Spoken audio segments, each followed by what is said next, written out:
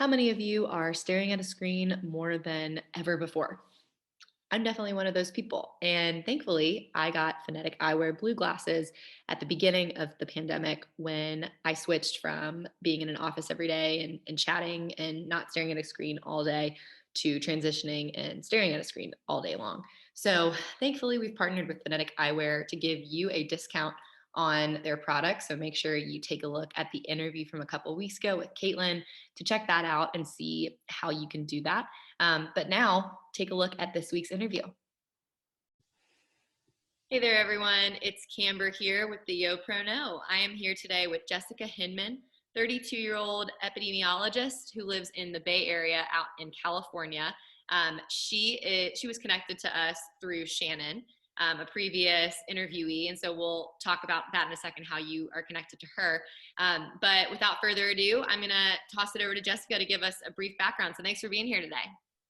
Yeah, thanks for having me. Excited to meet your group. So basically, I grew up in the Midwest and ended up in undergrad at USC in Southern California. Just kind of wanted to see bigger cities, coastal life. And so I ended up there doing an engineering degree. And that's where I met Shannon Fallon. We were random roommates freshman year and have been friends ever since. And so after school, I quickly learned that engineering wasn't a great fit for me. I really liked aspects of it, but in terms of the career options, it wasn't a great fit. And so I floundered a little bit after that and ended up doing some healthcare work, healthcare kind of policy work, really.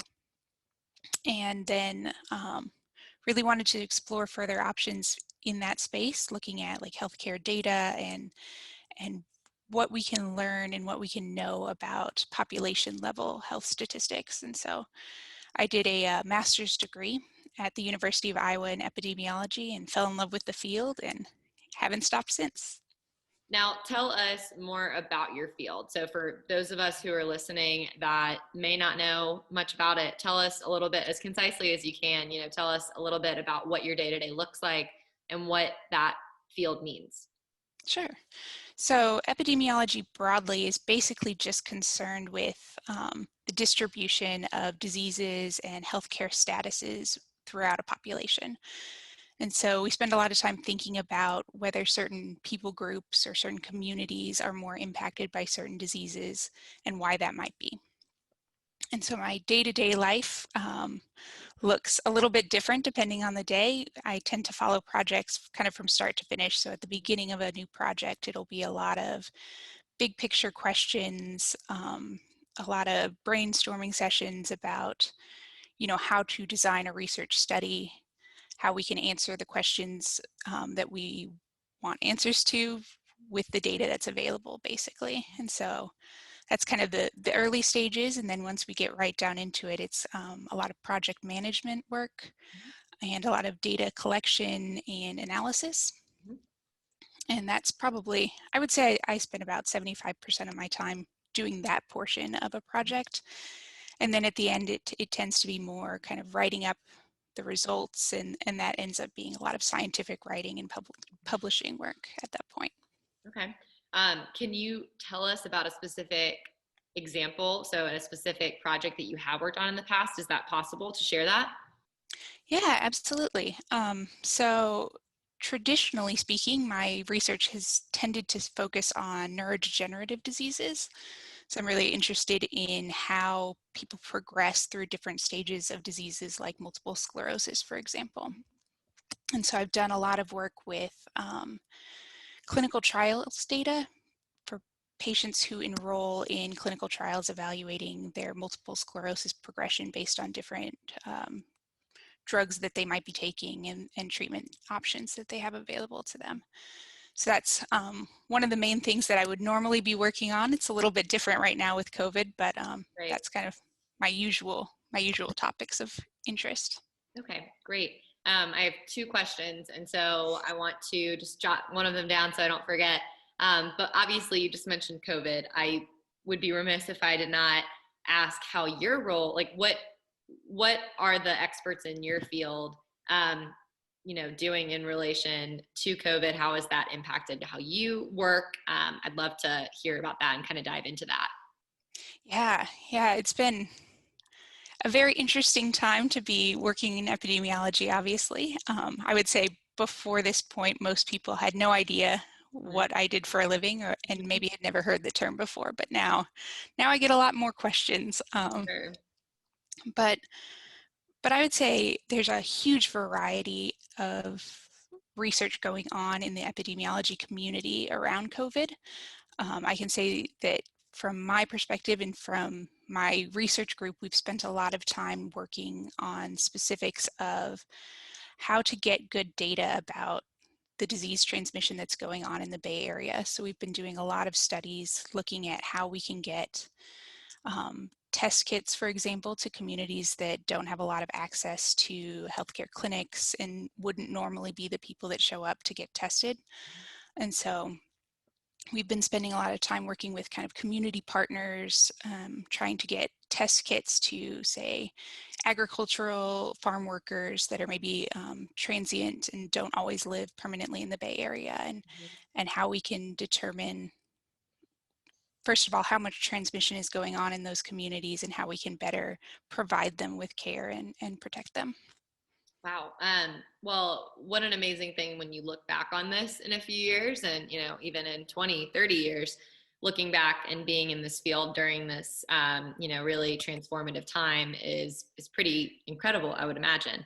And that brings me to my next question. What is next for you? And it's okay if you don't know, but I only ask that because if people, who are interested in this type of work, or if they're not, and maybe they'll see some type of connection, because I do think your path is very interesting and how you got to where you are now. What would what is the next step for you? And then what would you tell people who are looking to maybe get into this field? Yeah. So initially, I had planned on staying in academia after I finished my PhD, and that was kind of the goal all along. I was really interested in kind of faculty positions and doing academic research long term. And I haven't written that off entirely, but I've really changed gears a bit during the pandemic and become much more interested in doing work that's a little bit closer to the level where it gets implemented. I think a lot of times in academia, we spend so much time developing theories and frameworks, which are really useful, or at least potentially useful, but we don't always get to see them through to fruition in ways that I've really enjoyed being able to do with the pandemic work that we've been doing. And so I'm now considering jobs either in industry or potentially in kind of public health departments. Okay, great. And being that you're 32, I would imagine you definitely have a significant amount of time where you can be in this position for a little longer and then kind of working your way to that next step whenever that is. Yeah, absolutely. And something I didn't necessarily know before I started this program, but I think that a PhD program in some ways is a really great way to get a shocking breadth of experience. So I feel like I have a lot of kind of grant writing experience and scientific writing experience and then project management and things that can really be turned into the type of experience you would need for a variety of fields, which is really, really great. Yeah. And I'm glad something you mentioned before you answered this question was about your transition, from academia to epidemiology. Um, I I really, I talked to you about this before the interview started. This is why I started the Yo Pro No, is to show, you said you were an engineering major in Right. college, engineering major, and your path from then to now, I think just shows that you really can do so much and there are so many opportunities out there. And so I really hope that people listening and watching can take that away. Um, Moving away from, COVID talk. So pre-pandemic, what were some of your biggest hardships as a young professional? And what did you learn from that? I think one of the biggest things that I struggled with was that there's not necessarily a lot of great information out there for people who transition into academia, kind of grad school at this level from industry. Because prior to this, I had been working in industry, and it wasn't entirely clear to me what skill set I would need in a PhD program or what would be expected of me. And so I think a lot of my hardships in the last probably 5 or 6 years have been around kind of hitting the ground running and trying to figure out how to develop skills that weren't necessarily explicitly told to me that would be things that I needed. Um, and so I think academia doesn't do a great job necessarily of preparing students for, you know, the types of experiences that they will be having, so that they go into it kind of open-eyed. I think that's across the board. I really do. Probably true. Which might be a problem, but in the meantime, I think that's why having resources like this is important. So again, moving away from the workplace in general, talk about what it's like being a young professional to you. Like, what do you enjoy about it? How do you kind of manage that work-life balance? Do you manage that work-life balance? Those kind of things are what I'm looking for. Okay. Yeah. I really enjoy being a young professional. I guess I'm not sure I had necessarily thought of myself in that way previously, Still are, still are, yeah. but yeah, I enjoy um, just kind of the variety of really interesting and exciting opportunities that have been available to me. I think it's really great that there are so many things out there if you're willing to just kind of dive in and say, yeah, like, give me a shot at that. I would like to learn how to do that. And I've had a great kind of mentorship network and a great community out here that's really encouraged me and allowed me to try a variety of things. And so that's been, I would say, my favorite thing. One of my big motivations is kind of just, I guess, curiosity in general. I really like coming up with a question and saying, like, well, is there an answer to that out there? How would we find out? And so That's why you're in the job that you're in. exactly, that's why I'm here, and it's been a great fit. So I'm really Good. fortunate. Well, Jessica, I'm mindful of our time, so I'm going to wrap up with one final question, which was going to be what motivates you, and you just answered that without me even saying it. But what would you tell yourself 10 years ago, when you got out of college? What would you tell yourself?